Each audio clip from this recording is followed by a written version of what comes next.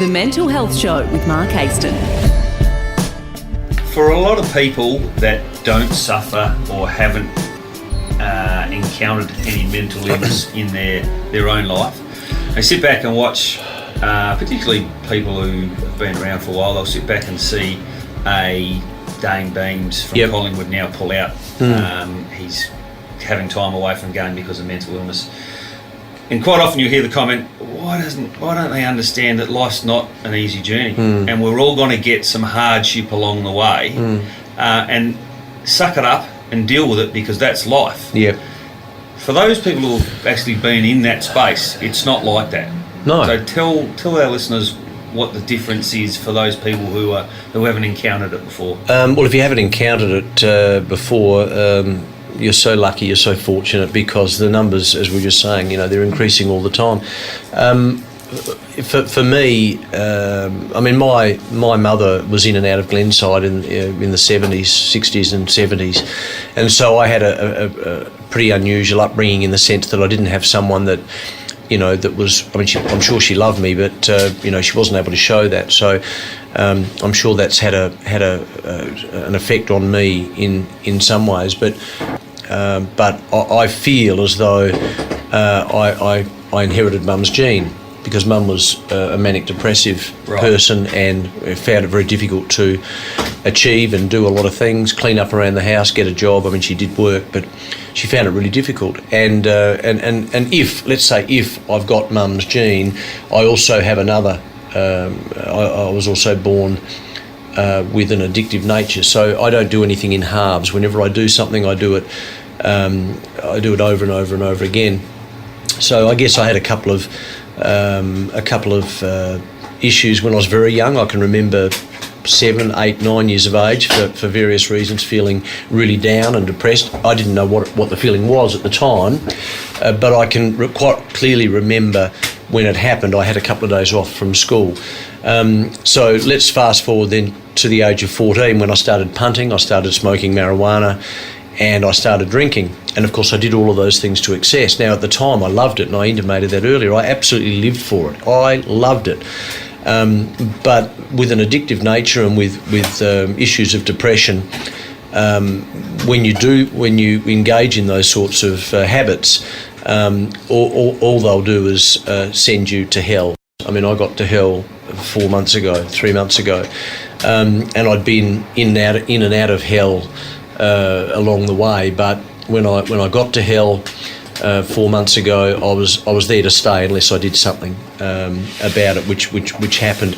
And when you're in hell, it's just the worst place. It's just dreadful. But I guess along the way, what happens is you rely more and more on what you're using and what you're doing to get by, and in the end, because of your depressive nature, what you're doing is you're masking and subduing a lot of your feelings. So 2 or 3 quick glasses of red would always make me feel a bit better. Having a joint would make me feel better. Going to the races, even though I was losing, I used to get an extraordinary high. My endorphins would be going at 100 mile an hour. I loved it. It got me high. It took me out of that pain that was whatever the depression was doing to me.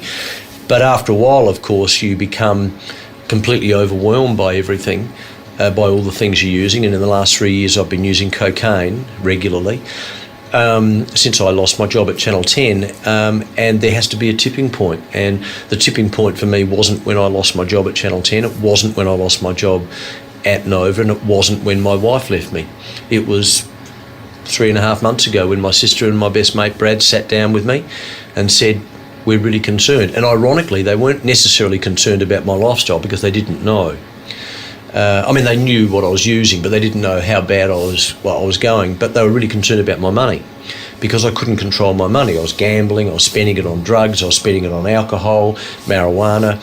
Now, they didn't know what extent I was spending that money on those things, but they knew that I was constantly out of money or constantly taking money out of my bank account, and they were really worried about that, because I didn't have a major job. I was doing a bit of media training, and they convinced me to go to rehab. And a day later, I did some Googling and had a look around and wanted to check out which rehabs were available and how much, and whether I could get in, and a wonderful person by the name of Jackson Oppie, who ran the Hayter Clinic in Melbourne, rang me and said, "Can I talk to you for a while?" And I said, "Yeah," and I spoke to him for an hour. I was walking my dog. So I cried for about 50 minutes, and he said to me at the end, he said, "Mate, you need to be on a plane tomorrow." He said, "I've got a place for you." He said, "I need to talk to your sister. I need to talk to Brad. We need to do this together." And he saved my life along with my sister and Brad. If I hadn't have gone there, I probably would have killed myself, or I probably would have had a crash because I was driving under the influence, or I might have killed someone else. So I would have either been in a mental institution, I would have been in jail, or I would have been dead. So as dramatic as that sounds, that's how bad it got for me. I mean, I was only just functioning, only just. I mean, in the end, I was getting up in the morning, not doing my teeth, going down to the coffee shop with my dog. I wasn't clean. I might have had a shower, but my clothes were dirty.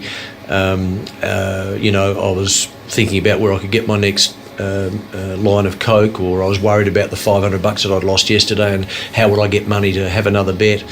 I mean, I mean, saying I was a mess is grossly understating it. And if those three people hadn't have come into my life, or at least if my sister and my best mate hadn't have chatted to me, and then Jackson hadn't have come into my life, I really don't know where I'd be, to be honest. I'd probably be, I could possibly be dead. We'll talk about the journey, because that'll be a nice way to finish off. But before we get into that, I'm just curious, any advice you have for triggers? Is it the people you're with? Is it something you think you're already predisposed to? Is it the peer group pressure? In the media circles, is it considered normal behaviour to do a line of cocaine? No. Oh, look, I mean, I'm sure there's people in the media doing cocaine and marijuana and alcohol, and I'm sure there's people in the media who've got depression, and I'm sure there's people in the media who gamble. But, you know, dentists, doctors, vets, financial advisors, I mean, it's just part of being human. So, you know, the media's... No specific area. No. So that wasn't the trigger for you? No. Look, I think the trigger, well, it all started because, as I said, when I was 14, Dad was a gambler, he was a drinker, so he didn't have a problem with me doing any of those things. I was knocking around with other people who were smoking dope. But as I say, the two issues I had were, one, I had an addictive nature, and two, I suffered depression. But in terms of triggers, right now, for example, if you guys were, having a glass of red, or we were at a pub, I wouldn't want to pick that up. So I'm very lucky that that's not a trigger. On my way home, I'll drive past a TAB. I don't want to go in. I'm very fortunate. But when I was in the Hayter Clinic in Melbourne, we'd go to an AA or an NA meeting, AA Alcoholics Anonymous, NA Narcotics Anonymous, and we might go to one in Collingwood. So we'd catch the public transport, and we'd get off the tram, and there'd be about 8 of us. And you've got to remember, there are people who I was with who were heroin and ice addicts, and we'd be walking along a street in Collingwood, and we'd look back, and one of the guys or ladies from the group would have collapsed. So we'd go over and help them up, and the reason they'd collapse was they were having a massive trigger. And the reason they were having a massive trigger was that was the street that they used to buy their heroin from. Right. Or Collingwood was an area where they used to be homeless and get their heroin, and they were frightened, they were horrified that they might see someone who was selling to them, and that would be a trigger. Now, I didn't suffer those types of triggers, but it depends on what level you're at, and I'm not suffering them now, but I would think that that person that I'm talking about, even now, would have triggers, and therefore they've got to change their life completely. They can't hang around in that area. They've got to get rid of all the numbers in their phones that were their dealers. It's a major life change for them. Now, I've had to change my life too, but I can still walk around town. I can still walk around the area I live. I can still have a meal at my favourite restaurant with mates who are having a drink and not want to pick up. So I'm very fortunate in that way, but not everyone's like that. Okay.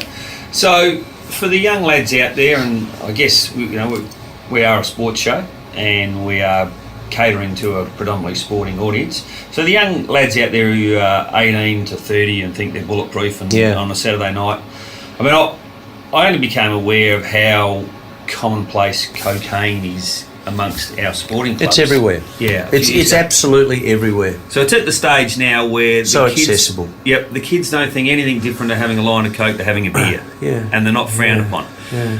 What's your advice to that kid that says, "Oh, look, I'm just doing a line of Coke. It's not going to lead anywhere. It makes me feel good, like having a few beers does." Yeah, okay. So the first thing I'd say is that the SANFL and the AFL aren't serious about drugs within the sport. And the reason they're not serious is because they know it's a major issue and they're worried about their brand. What I say is F their brand. Yep. F their brand. Yep. Think more. Think more broadly and think more responsibly and take more responsible action and just be totally upfront and be completely transparent and say this is a major problem, we need to fix it, rather than stuffing around the periphery. In terms of the advice that I'd give others is this: I never say don't do this. I never say don't smoke dope. I never say don't have a bet. I never say don't have a line of Coke. I never say don't smoke a joint. It's your choice. All I'm saying is I can shine my torch on the path that I took. If you want to take that path, that's no problem at all. Welcome to hell. No problem. You want to head down that path, that's your choice. But I'm telling you now, you're going to end up, I can't guarantee it, but there's every chance you will end up either homeless, in an institution, or dead. One of those three. If you follow the path that I followed. If you follow the other path where you drink responsibly, or you don't take drugs, or you don't gamble to excess, if you follow that path, you have got such a far better opportunity to live a good, healthy, fruitful, useful life. There's the choice. Now the issue is that at 14, if you had said to me, Greeny, hey mate, I'm a bit worried about you, I would have said, mate, I'm fine, don't worry about it. If you had said to me, Mark, I have a sneaking suspicion you might end up in rehab, or maybe you should think about it, I'd say, mate, come on, I'm fine. The issue is, this is an insidious disease, addiction. It's an insidious and a very sly disease. And what it does is it gradually builds up. It gradually gets you and it gradually consumes you and it takes over your whole life. The issue is you don't know it until you're in it. You don't know it until you're in the black hole. So it's easy for me to say don't do these things because this is how you'll end up. But when you're young, you're thinking everything's okay and you're in total control. But trust me, please trust me. I thought that when I was 14. I thought it when I was 20. I thought it when I was 30. But now at 61, I look back and I say, my God, what a fool I was. What a stupid fool I was. I could not see that this was going to end up, not in tears, that's underplaying it. This was going to end up affecting me, affecting my co-workers, affecting my friends, affecting my family, and affecting those who, I guess, watch me on TV and listen to me on radio. So what happens, Mark? You start off as a 14-year-old and you're dabbling in all of those things. Yeah. And over a period of time, does it become you're searching for more of all of it? Yeah, well, you're addicted. Right. So you need more. I mean, on a Saturday morning, well, it didn't matter what morning, but, every morning when I woke up, I'd live to have a bet. That was my life. And I couldn't wait to have a drink. I wasn't drinking early in the morning. I wasn't that type of drinker. I couldn't wait to have a joint. Right. That's what it does. It's almost like the person that goes to, and we've got, out of all of those we've talked about, there's pokies as well. Pokies a great example. People go in there, so they put in $10. Oh, I'll just put in another 10 because there's a big drop going to fall. I'm going to get a big drop. Yeah. And then it doesn't happen. I'll get $20 worth of coins. Yeah. Put that through. And then it just compounds and compounds. Become addicted. People sit there for hours on end seeing these things go like that, and I'm thinking, man, how do you do it? It's a great point, Greeny. And look, I am dead set against pokies. I'm dead set against gambling now. I'm against all the things that almost destroyed my life, and probably almost destroyed my wife with what I had to go through. But I think poker machines are an insidious thing, and I really don't give a stuff if anyone's offended by this, but Stephen Marshall as the Premier needs to think very clearly about getting this society well rather than worrying about balancing the books financially, because you get this society well, as they're doing in New Zealand, you get this society well and everything else will take care of itself. But no, let's take 25% out of mental health, and let's rebrand the department so it doesn't sound as bad. Again, it's rhetoric, it's rubbish. It's treating us like fools. Things are terrible at the moment. They're not going to improve. And if you've got a sick society, then it ain't going to work. And thank God that Jacinda Ardern, the Prime Minister of New Zealand, and she's a gift. Man, I'm telling you now, she's a gift. I'm an atheist, so I'm not going to say she's a gift from God, but she's a gift. Their centrepiece, as I said to you guys earlier, their centrepiece for their budget 4 weeks ago is a $1.9 billion wellness package. And she came out and said it. And so did the Treasurer. And so did the Wellness Minister. We need to fix our society first, so that will be the base to the triangle that is going to push us forward. They understand. I'm afraid the government here has. I'm sorry. They may know, and they may think it's too hard, but they have no idea. And I don't think anyone has any idea how bad this is going to get unless we do something about it. So lock it away and hope that it'll go away. For a while in their term. Well, but Greeny, these people are smart. Stephen's a smart man. Rob Lucas is a smart man. They're intellectual people. They understand stuff. So they must privately understand that things are going to get worse and that's going to stuff things up for us really badly. But they're not willing to do anything about it. And if you had Stephen here now, I'm sure he'd say, yeah, but Mark, we're doing this, you're really wrong, da-da-da-da-da. No, that's rhetoric. That's rubbish. And I'm not going to put up with that rubbish, and nor should anyone else. And all of us should be focusing on pushing the government, pushing the SANFL, pushing the AFL, pushing other sporting organisations to do as best as they can and more to make sure that people are well. Glenunga Footy Club, only 2 nights ago I spoke there. Mate, they've got a great program and they've got a great president who is looking after that club at the very base, and that is, let's look after the players' mental health first and everything else will take care of them. And bless them for doing it, and other clubs should be doing it. More clubs should be doing And it. I think we are starting to see that from where I sit. I see there seems to be a lot more out in the public space, the domain. We've got fundraising and all that sort of stuff. But what do you think? Do you think in 20 years ago it was just hidden?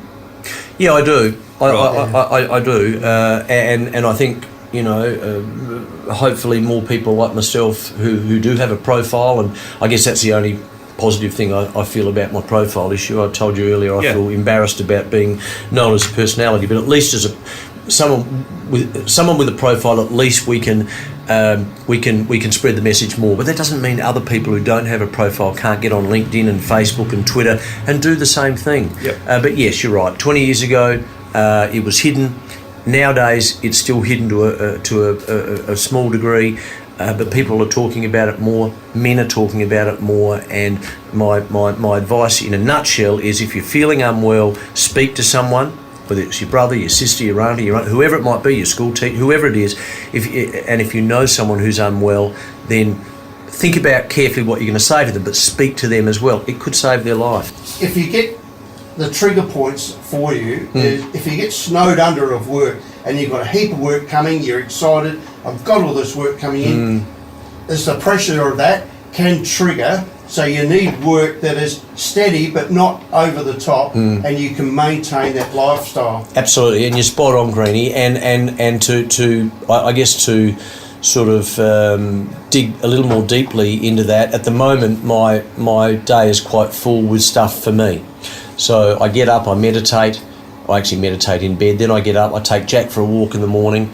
I then go to the gym. I don't go upstairs at this point. I'm not motivated enough to do that, but I have a sauna and a swim. I then come home, I do a few bits and pieces. I do 5 meetings a week, as in AA, Alcoholics Anonymous, or NA, Narcotics Anonymous.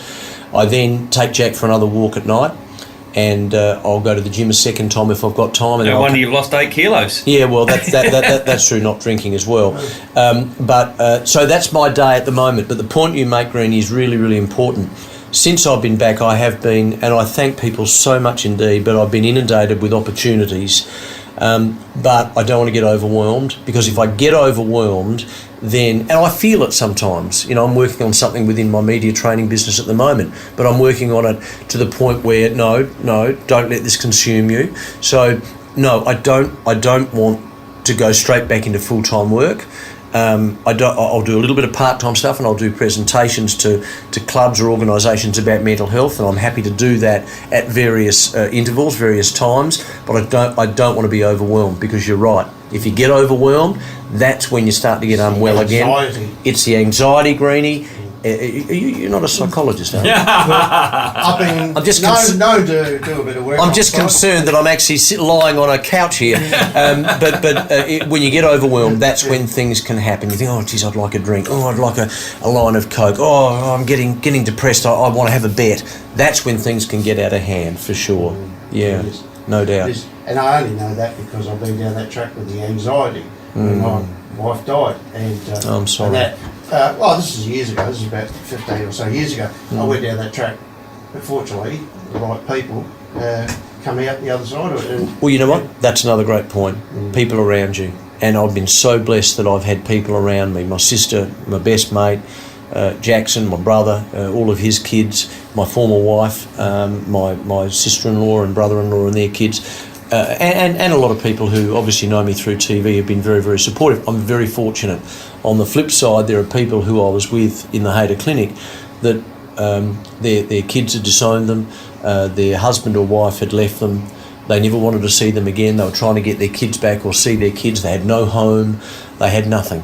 So again, and I really wish them the very best, but that's hard. I mean, I'm living with my sister. She gave me her bedroom, for heaven's sake. I'm living with my sister. She said, come and live with me.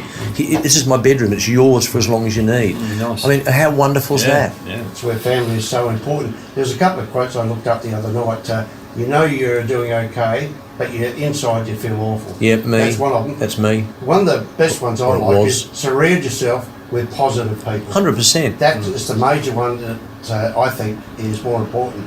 You've got to have positive people around you. If you want to give up smoking, don't hang around smokers. If you don't want to do drugs, don't hang around drug people. And if you don't want to drink, don't hang around people drinking. Sounds logical, doesn't it? But people don't do it. Correct. Yeah. Everybody likes to have a drink. Do you feel, given that you've had such great support and the start of your recovery was your best mate and your sister sitting you down, do you now feel a sense of responsibility to other people you feel might be in the same position you were in, that you've got to reach out to them? And that's exactly why I'm doing this. Right. I mean, I'm not doing this for money.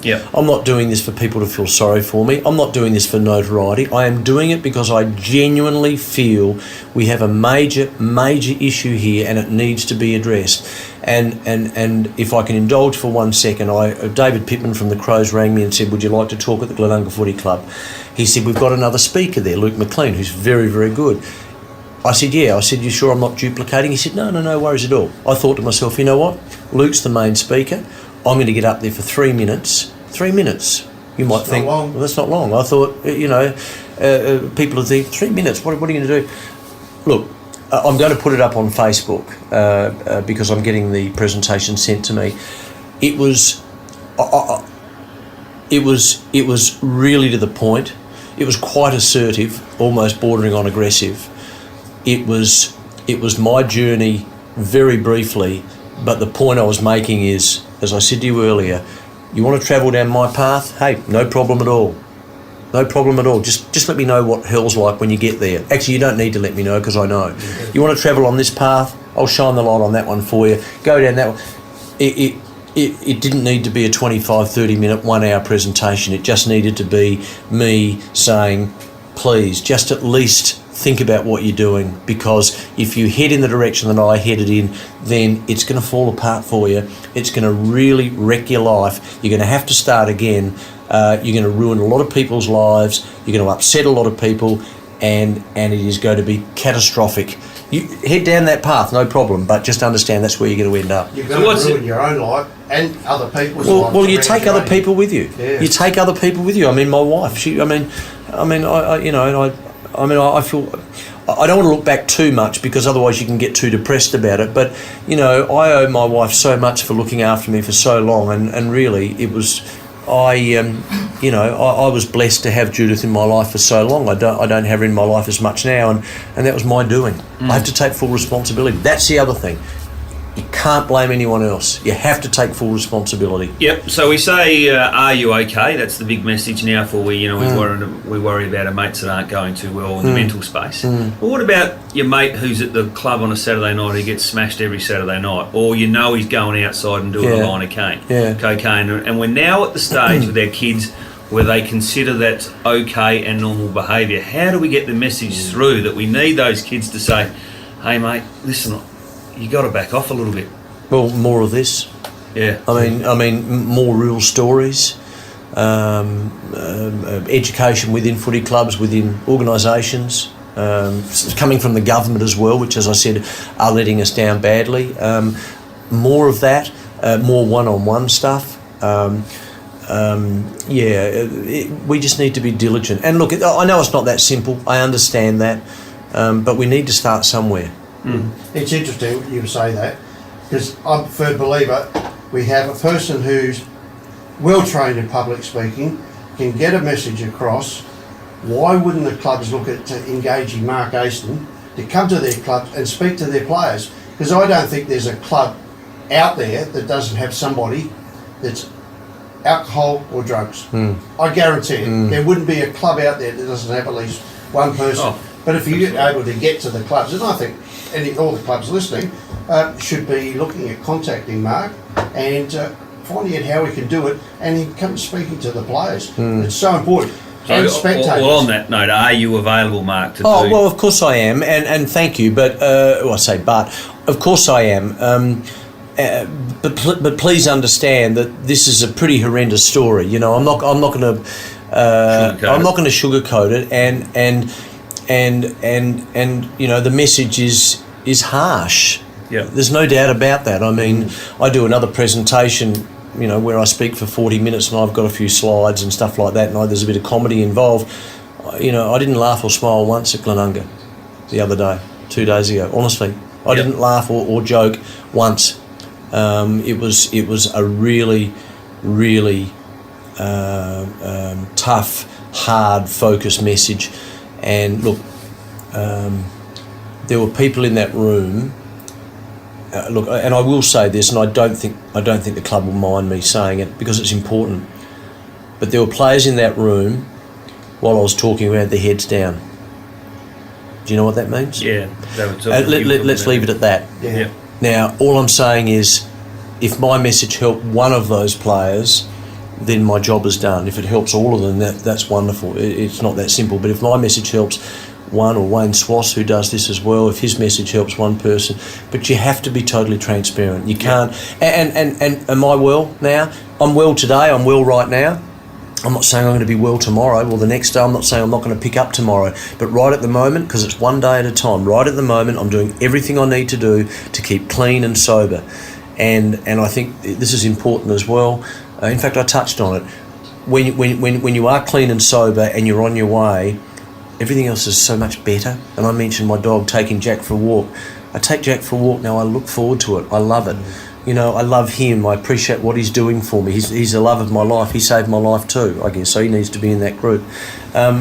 When you're clean and sober, you can do things so much better, and you're clearer, and you're a better person and a better provider for your wife, provider for the family, whatever it might be, better friend.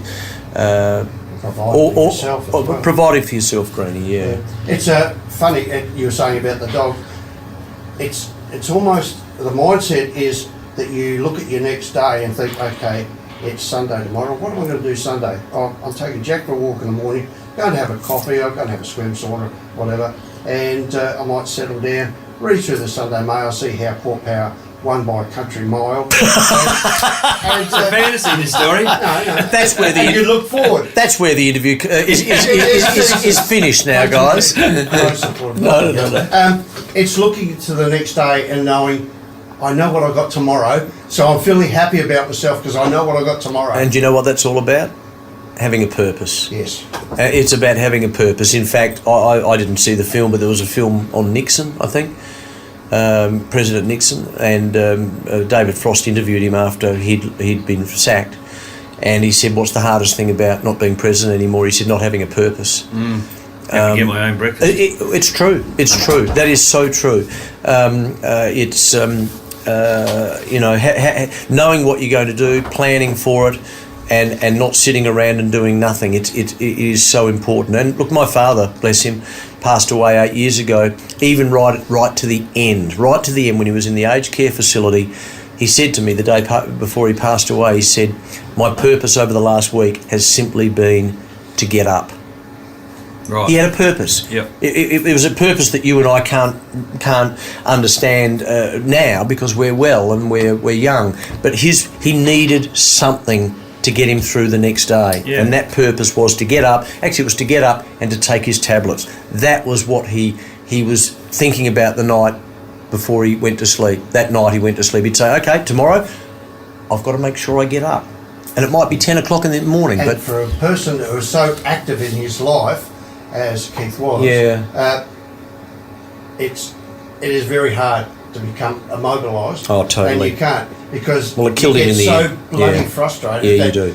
Jeepers, I want to get up and go for a run, but the body is saying I can't do it anymore. Yeah. And that's very hard. No, very true. And look, just to galvanise that point, if you've got a purpose, then that is so important. Boredom will bring on addiction.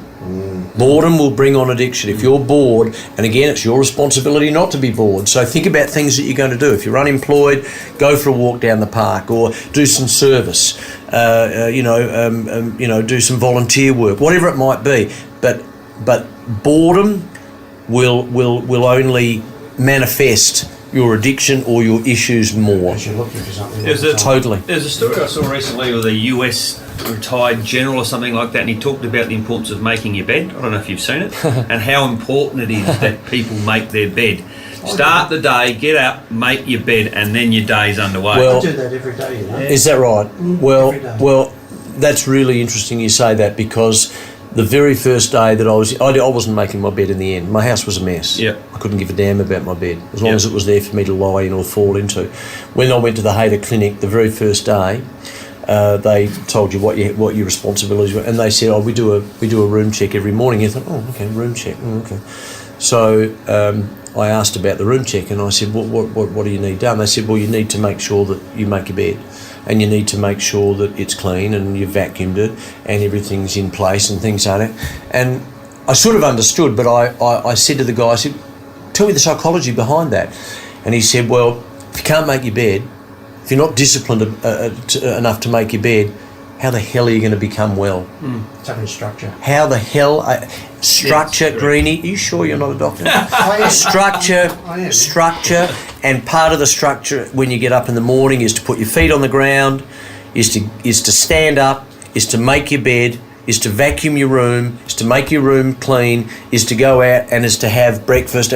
So addicts lose structure as well as purpose, and as well as having a purpose. And that is a very interesting point you make. Making your bed is the most important thing you can do first thing in the morning, because if you can't do that, how the hell are you going to go to an appointment? In other words, if you haven't got the discipline for that, then you're going to struggle. It's the same discipline as you said earlier on, you alluded to. Just dirty old shirt. I go to bed of a night. I go to bed. I wear my jeans. Just drop my jeans. I couldn't. I just lie in bed. It's embarrassing. Wouldn't have a shave. Wouldn't do my hair. Just get up for morning. Whatever. Well, that's all about self-care, Greeny. Yep. That's where the structure comes in. Make your bed. You know you've got to have a shower. You know you've got to have a shave. Get yourself looking presentable. You look in the mirror and say, "Yeah, I'm feeling good today. Hair's done.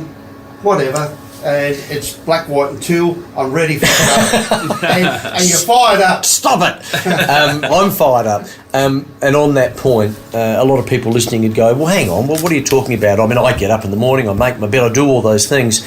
That's fine, and we take that for granted. I say I didn't in the end, but for much of my life I did, and I did those things. But for those who are unwell who are listening, they will know what you're talking about. They don't do the basics. They don't understand the basics anymore. So they lose that connection, and being a part of society, again, is so important. If you have a connection with society rather than disconnect, I'll explain it very briefly in a better way. If you're disconnected to society as a result of your addiction, which means that you're staying at home, you're not coming out of your room, you're only going down the shops briefly to buy this, you're not connected, you become a recluse, and that only makes things worse. Yeah. And it makes you want to use more. Yep. And then you go inside yourself even more, and eventually you're the guy in the street that no one sees anymore. How's Tony down the street? Don't see him anymore. Yeah. So that's where we have a responsibility. Boredom. Withdrawn. Absolutely. You can be a victim, or you can do something about it. So the people who are getting personally affected, we hope that the message gets through that, reach out, try and get someone to give you a hand and talk to someone. And for those who aren't affected but know other people that are, equally talk to them. You're as responsible as trying to help them get out of that rut that they're in and make them see the light. Yeah, look, you guys are doing a great job, and I know that this interview's gone a little bit longer than normal, but I'm very grateful for the opportunity to talk to you. I am passionate about it, and as I said to you earlier, I don't want people to feel sorry for me. I've done enough of that for myself. I've had the pity party for a number of years. None of that anymore. I just want to spread the word, and I'll finish off simply by saying that the government needs to pull its finger out of its backside, and it needs to understand that if it doesn't fix society, then everything else it does is not going to be worth doing, because without a well society, it can't work properly. Yep, no, we agree, Mark. We're extremely grateful for you coming in, mate. Sorry I didn't bring a coffee in. Yeah, well, I'm devastated over that. That's cut your feet. Well, I'm devastated that you're a Port supporter. Some of us have to see the light. I even got the tattoo. Oh, no, Greeny, that's terrible. What you were saying just then is part of the process for you and your journey is actually getting out and spreading that word. And it's part of your therapy, isn't it? It's getting out there, doing Another the great whole point. thing. No, that's very true. I'll leave here feeling. I should be a shrink. I said that 5 times. I always grew up wanted to be a doctor. I can't say the one I thought I was. Yeah, no, don't do that. But you know what though? If you were a shrink, because you've been very good during this interview. Now that I know you're a Port supporter, I certainly wouldn't be seeing you. No, but that's a really good point. So not only are we not going to pay Mark for coming in, you're actually going to charge him. Mark, we wish you all the best, mate. Thank you, guys. Thank you. We've loved watching you emerge from the shadows over the last month or so, and we look forward to seeing you continuing on the right path, mate, and spreading the message. And if I can tell all your listeners that what you're doing in this space is outstanding. So keep up the great work. Great show. People should listen to it from a footy point of view, but from a life point of view, fantastic. Good on you guys. Yeah. Last question is rating out of 10. Right. For the Adelaide Footy League Footy Show, rating out of 10 because you're a guru in the media and radio. I think it's outstanding. I mean, I heard the interviews earlier. 10. One for you, Jacko. It's a 10. The only thing is, you guys probably need to freshen up in terms of your attire. I mean, you wearing a sombrero, Greeny. What's going on with that? It's black, white, and teal, though. Too clever. All right, thanks, Mark. Thanks, really guys. Appreciate it. Yeah, good on you guys. See and listen to more now at thementalhealthshow.com. This podcast is part of the Ozcast Network.